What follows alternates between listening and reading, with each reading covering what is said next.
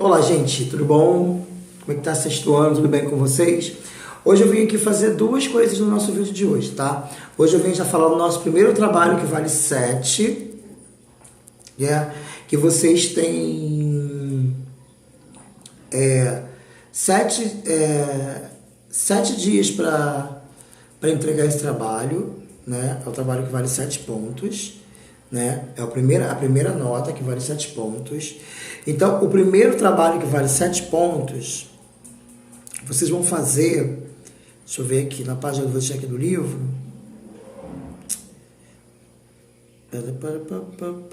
Vocês estão bem? Já estou vendo aqui, eu estou usando pelo celular, aí às vezes atrasa um pouquinho.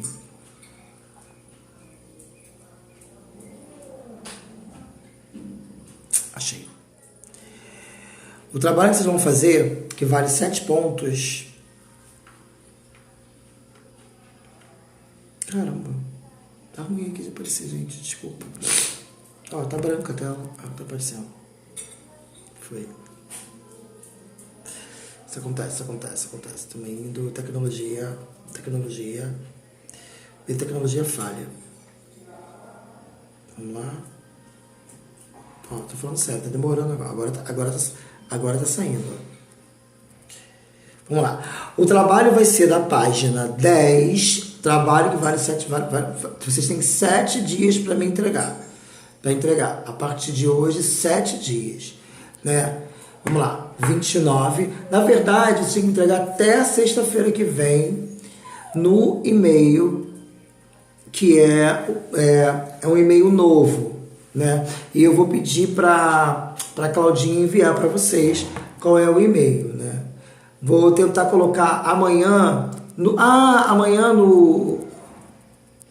na nossa aula do Zoom, eu vou colocar para vocês o e-mail para vocês enviarem para mim, tá? Então, a atividade que vocês vão fazer é o trabalho que vale 7 pontos. O primeiro trabalho é o da página 10, o exercício 5, aprofundando, que é: desenvolva um desenho com as pinturas rupestres nas cavernas que represente seus gostos e seu cotidiano. Vocês vão fazer um desenho numa folha de papel A4, tá? A4, como se fosse vocês, como se vocês fossem os homens da caverna, fazendo alguma coisa cotidiana de vocês.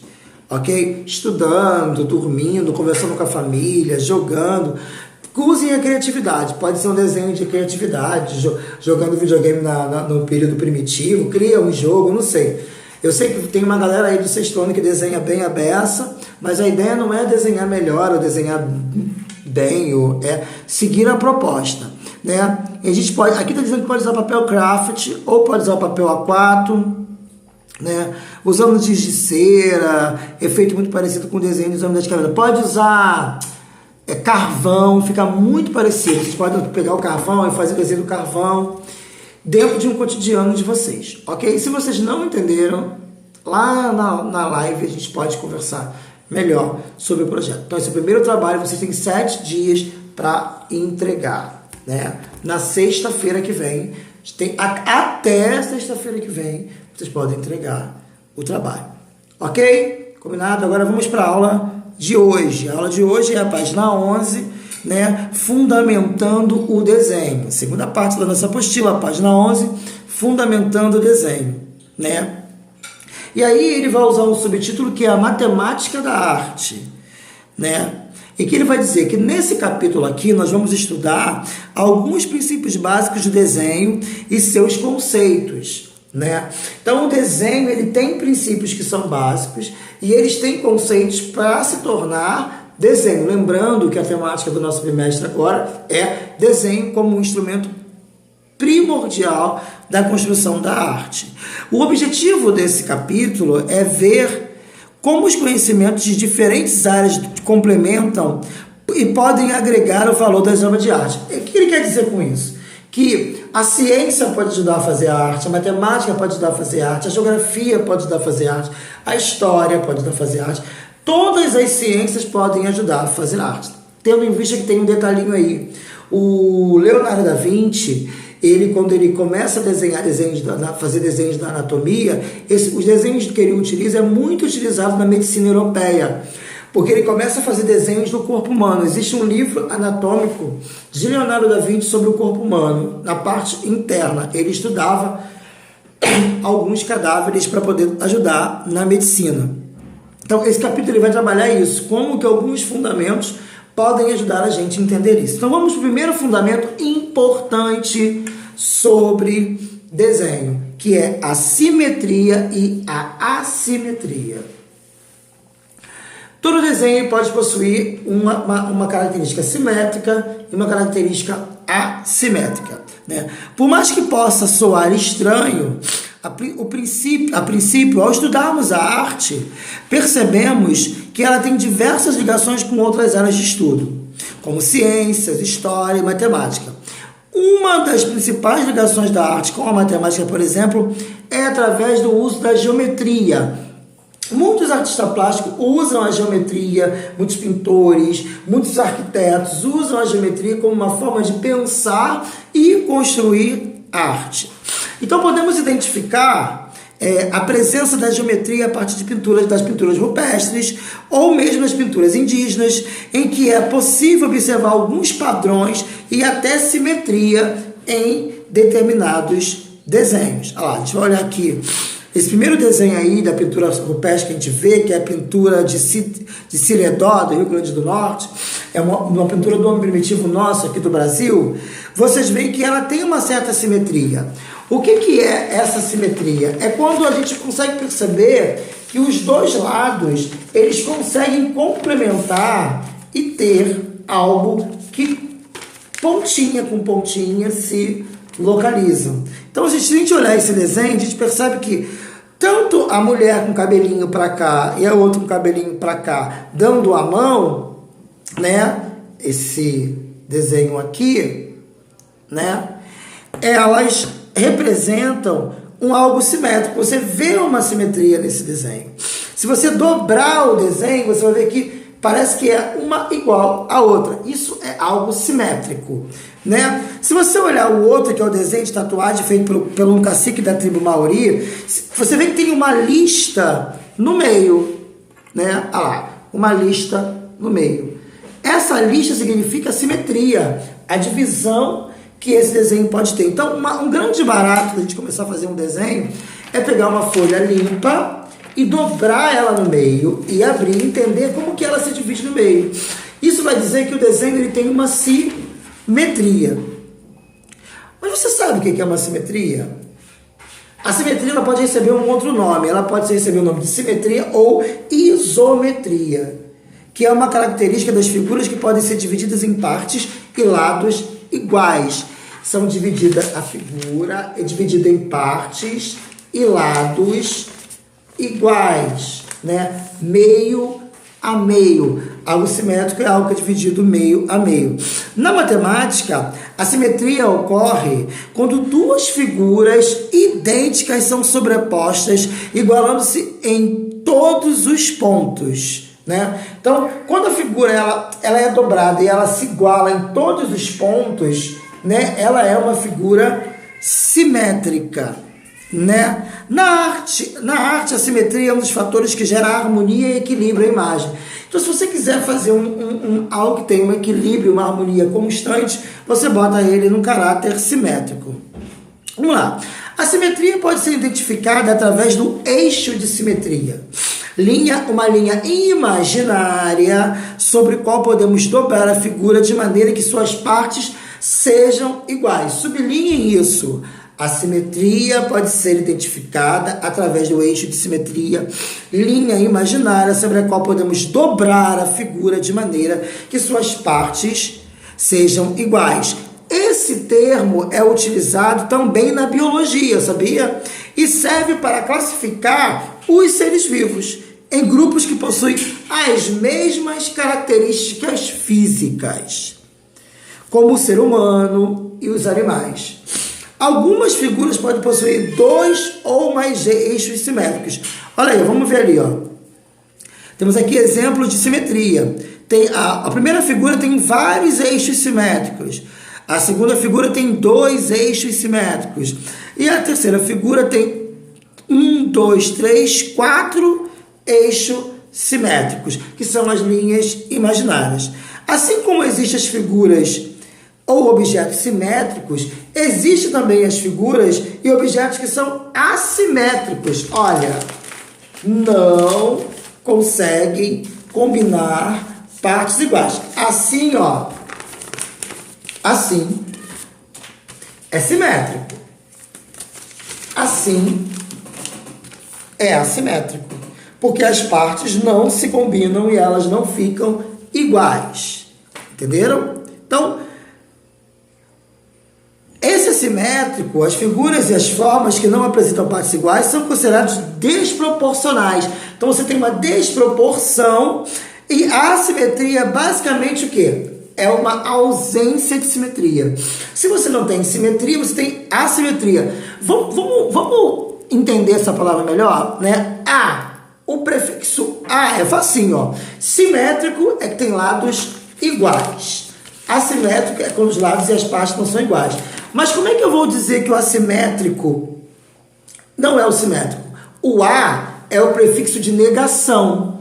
A palavra normal, quando a gente bota o A na frente, fica anormal, que a pessoa não é normal. Então, o A, ele é um prefixo de negação. Então, quando eu digo que ela é assimétrica, é que ela não tem simetria. Quando eu digo que ela é simétrica, ela tem simetria. Olha aí, ó. Tem um exemplo de vocês de casas assimétricas. Aqui no livro, achei bonita. Olha que interessante, o telhado das casas. As casas, elas têm formatos que não são simétricos, elas são assimétricas. 1.2. Tipos de simetria. Para análise do eixo de simetria, podemos classificar as figuras em simetria real ou bilateral, radial ou assimétricas. Vamos lá, continuando. Na página 13.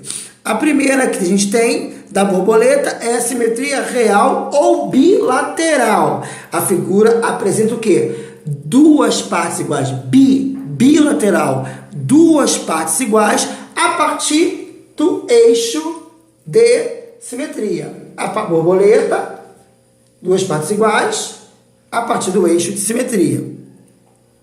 Simetria na natureza também a gente vê. Quando a gente, olha que interessante essa simetria aí da árvore. Quando você vê a sombra, né, ou melhor, a imagem espelhada na água, é uma simetria igual, né?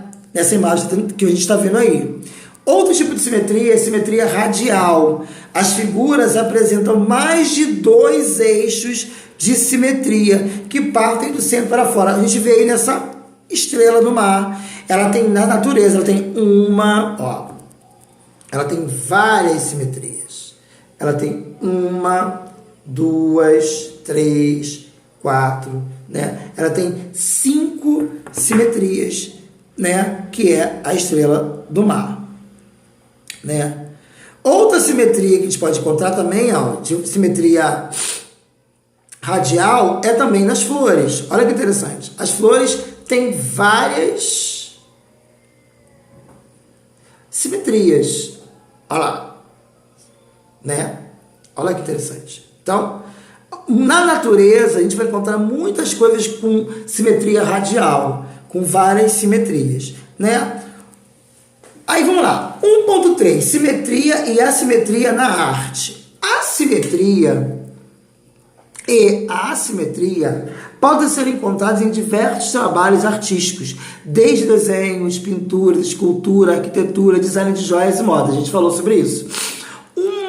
Um importante artista brasileiro que utiliza os conceitos de geometria em suas obras é o artista brasileiro Rubem Valentim, considerado um dos mais importantes pintores do construtivismo brasileiro. Começou a pintar nos anos 40 e colaborou para a divulgação e renovação da cultura nordestina, principalmente na Bahia. principalmente na Bahia, a atividade, né, a temática de sua pintura está relacionada às religiões de matriz africana. Então, olha que interessante, o Rubem Valentim vai dizer que não é apenas as culturas indígenas e europeias que têm simetria e assimetria. Ele vai trazer também para a tela as culturas de origens e matriz africana, que vai ter imagens também que são assimétricas e simétricas. Vamos ver lá, ó. Olha que interessante, nessa mesma página, na página 14, a gente tem aí a foto dele e lá temos dois trabalhos deles. Primeiro, painel emblemático, né, de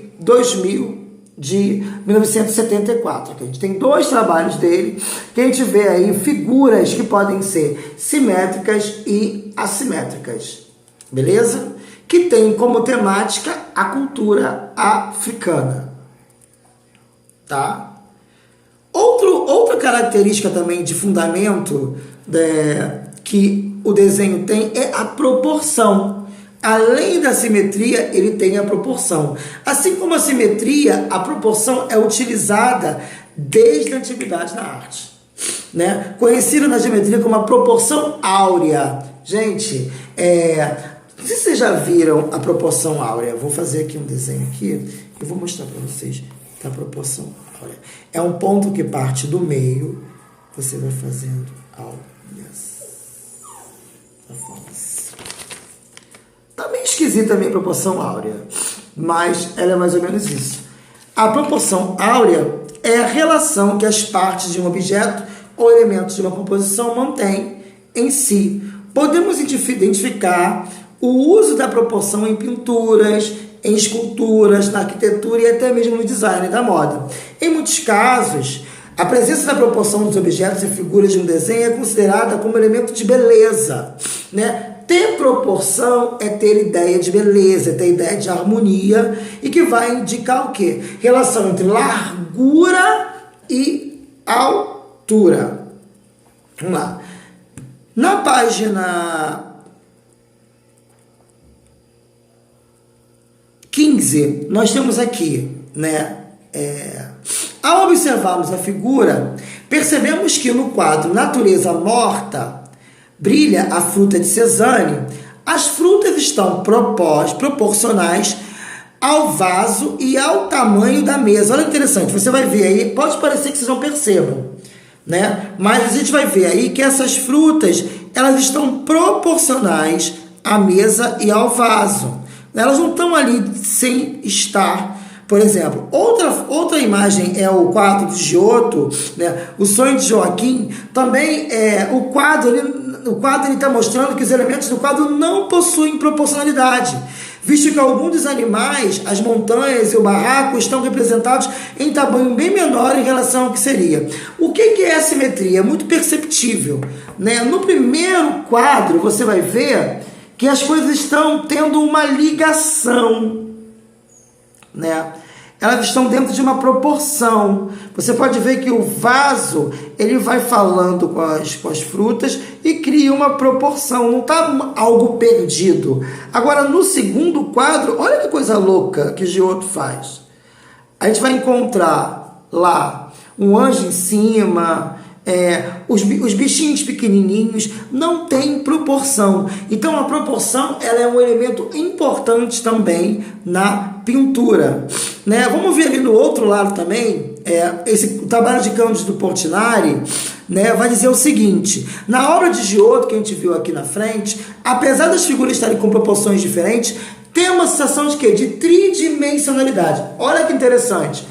A proporção também tem uma preocupação de mostrar para a gente que ela pode trazer algo tridimensional, que gere movimento, que gere, além de altura e largura, gere também profundidade. Então é muito importante. Nesse quadro aqui de baixo do Cândido Portinari, a gente vai ver essa proporção, né? Ele vai dizer aqui: portanto, o artista usa dos conhecimentos estéticos e formais que possui para aquela narrativa do seu quadro. Ele cria uma história, atribui um sentido que vai além do visual. Então você tem aqui uma história do lavrador de café, né, que foi um quadro feito por Canto de Portinari para a Semana de Arte Moderna. Ok? E o nosso último ponto da nossa aula de hoje é o 2.1, que é a proporção na figura humana. A figura humana também na arte ela tem uma proporção. Alguns desenhistas e ilustradores utilizam o conceito de proporção para reproduzir com mais facilidade o desenho do corpo humano, respeitando suas medidas e tamanhos. E para isso, eles traçam linhas do corpo humano dividido em 7 cabeças e meia. Vamos lá, na página 16 a gente pode ver lá, percebe essa divisão do corpo humano do livro A Arte de Desenhar, de Renato Silva. Então o corpo ele tem uma proporção. Deixa eu falar uma coisa para vocês. Essa ideia de proporção começa lá no Egito Antigo, sabia? Chamado Lei da Frontalidade. Então anotem aí, mais uma pesquisa que vocês vão fazer. Vocês vão botar aí, nosso resumindo, escrito aí, o que foi a lei da frontalidade no Antigo Egito, que tem a ver com proporção de desenhos escritos. Olha aqui nossa observação. Assim como o desenho do corpo humano, a cabeça humana também possui medida de proporção para o desenho. Observe na figura a seguir, em que a posição de cada órgão possui um espaçamento e tamanho determinado, como se houvesse um padrão. Olha que interessante, quando você vai desenhar os desenhos, tem uma proporção para desenhar a cabeça. Ela tem uma proporção. Essas regras, gente, não são universais, ou seja, nem todas as pessoas vão desenhar dessa forma. O mangá tem um jeito de desenhar, cada um tem um jeito. Quando a gente vai desenhar mangá, tem um jeito completamente de desenhar. Quem vai fazer um cartoon tem um outro jeito de desenhar. Isso é uma regra que criou para aula básica de desenho. E você vai desenhar a figura humana, ok? Então, qual é a atividade que a gente vai corrigir depois? É o praticando. Dessa mesma página, vocês vão fazer o praticando da página 16 e da página 17, ok? Fechado? E a gente vai corrigir daqui a pouco. Lembrando que o trabalho, já passei que é para fazer, para entregar daqui a 7 dias. E vamos corrigir daqui a pouco essa atividade do praticando. Tá bom? Beijos, se cuidem, fiquem bem. Que a gente possa continuar seguindo firme. E é isso aí, né? Lembrando que o desenho ele pode ser assimétrico e simétrico, ele tem proporções, existem tipos de simetria, simetrias que vão ser bilaterais, simetrias que vão ser radiais. E, gente, lembrando que a gente vai ter desenhos que vão ter proporções que vão estar organizadas. As proporções desorganizadas às vezes dão ideia de tridimensionalidade. O que é tridimensionalidade? É quando você encontra altura, largura e profundidade no desenho, ok?